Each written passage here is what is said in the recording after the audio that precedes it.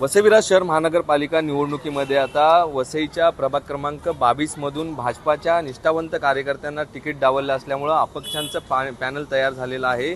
आपण जर बघितलं तर हे सर्व त्या पॅनलमधील सदस्य आहेत।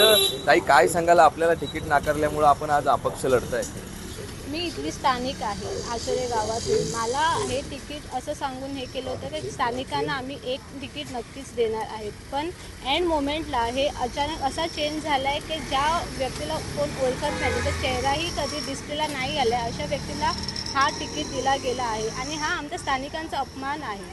सो मी त्याच्यासाठीच हा अपक्ष करून लढते आहे। काय विश्वास आहे आपल्याला? माझ्या जनतेचा, माझ्या गावकऱ्यांचा, माझ्या सगळ्यांचा विश्वास आहे। मी हा लढून दाखवणार। निश्चितच आपल्यासोबत माजी नगरसेवक भाजपाचे किरण भोईर आहेत। सर, काय सांगाल, आपण या ठिकाणी महापालिकेमध्ये काम केलेलं आहे, परंतु आता पक्षाने डावललं असल्यामुळे हे अपक्षांचं पॅनल तयार झाले, कशी लढत असणार? याच्या अगोदर देखील तुम्हाला म्हणालेलं होतं की विजय हा आमचाच असणार आहे आणि विजय हा मेजॉरिटीने येणार आहे, कारण हा विजय आमचा नाही आहे, हा विजय आमच्या लोकांचा आहे, हा विजय आमच्या कार्यकर्त्यांचा आहे, ज्यांनी समोरून येऊन आम्हाला सांगितलं की तुम्ही लढा साहेब, मागे हटू नका, तुम्ही मागे हटणं ही तुमची हार नाही आहे, ही आमची हार होईल। आणि त्यामुळे कुठेतरी ही जे परिस्थिती झाली त्याच्यावरती मी निर्णय घेतला की आपण मागे हटलं नाही पाहिजे। त्यामुळे मी पॅनल बनवलं आणि मी त्याच वेळा सांगितलं की आम्ही बहुमताने येऊ, हे आमचं पूर्णपणे स्टेटमेंट होतं। काय पॅनल कशा पद्धतीने तयार करण्यात आलेलं आहे? कशी रणनीती असेल? पॅनलचं नाव जनविश्वास पॅनल आहे। त्याच्यामध्ये स्थानिक म्हणजे आचोळे गाव व क्युरे गाव असे दोन स्थानिक गाव आहेत।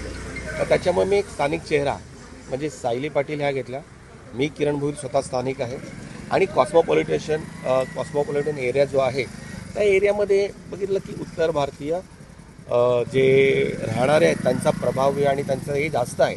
त्याच्यामुळे आमच्या इथे एक रिटायर मिलिटरी ऑफिसर्स आहेत, त्यांच्या मिसेस आहेत, ज्या 15 वर्ष या एव्हरशाईन वसंतनगरीमध्ये कार्यकर्ता होत्या, संध्या सिंग यांना आम्ही प्राधान्य दिलं, ज्या पूर्ण सिंग आहेत आणि एक ठाकूर राजपूत अशी त्यांची काही कम्युनिटी आहे, ती पूर्णपणे इथे सहकार्य करतील। आणि चौथे ॲडव्होकेट राहुल सिंग हे देखील एक उत्तर भारतीय आहेत आणि शिकलेले व्यक्ती आहेत आणि यांचा जनसंपर्क देखील चांगला आहे।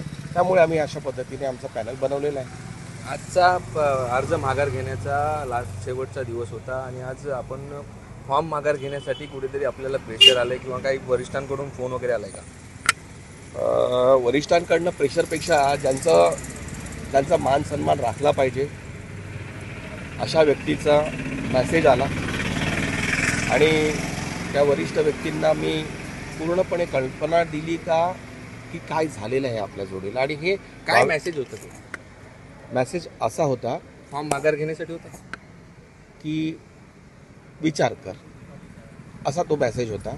पण त्यानं मी वास्तुस्थिती सांगितली की काय ह्या कशा पद्धतीने डिले झाला आणि का डिले झाला। जर तुम्ही कोणाच्याही मर्जीतल्या माणसाला अशा पद्धतीने जर करणार तर ह्याचे आउटपुट जे आहेत ना ते चुकीचे निघण्याचे संभव आहेत। मी खूप वेळा बोललो आणि सांगितलं देखील त्यांना, पण नाही विश्वासात घेतलं त्यांनी, याचं वाईट वाटलं, बाकी काय नाही। प्रथमच आता भाजपा विरुद्ध आपण भाजपा पक्षामध्ये काम केलेलं आहे, परंतु आपलं पॅनल जे आहे भाजपाच्या उमेदवाराला कुठेतरी विरोध करणारं पॅनल आहे, काय विश्वास आहे? नाही, मी भाजपा या पक्षाला किंवा यांना कोणाला पण नाही, पण ते उमेदवारांना तर नक्कीच विरोध करतो आम्ही। ते उमेदवार, ते ज्यांना उमेदवार कॅपेबल दिले पाहिजेत, उमेदवार सक्षम दिले पाहिजेत। उमेदवार देताना उमेदवाराची ही जी भावना असते, सेवा भावना, ती बघितली जाते आणि सेवा भावना जर कोण बघत नसेल, जर उमेदवार आठवड्यातून 5 दिवस जर मंत्रालयात असणार आणि लोकांचे ते प्रश्न काय सॉल्व करणार? तुम्ही मोठ्या लोकांचे प्रश्न सॉल्व करा, कशाला ग्राउंड लेवलवरती? ग्राउंड लेवल हे जे आम्ही ग्राउंड लेवलचे कार्यकर्ते जे लोकांपर्यंत, त्यांचं आमचं काम आहे। विषय कसा आहे, एक संदेश आहे की काय सेवा करणारा माणूस हा लोकांचा असतो आणि लोकांना तो हवा असतो, याचं उत्तर लोकच देतात आणि समोरून देतात ते। काय विश्वास आहे? मी म्हणालो ना तुम्हाला, आम्ही बहुमताने येतो। निश्चित आपल्यासोबत दुसरे देखील उमेदवार आहेत. तर सर काय सांगाल, आपण मागच्या 20 ते 25 वर्षापासून भारतीय जनता पार्टीसाठी काम केलेलं आहे, परंतु आता तिकीट डावलले असल्यामुळे आपण अपक्ष निवडणूक लढत आहे, काय आव्हान असेल?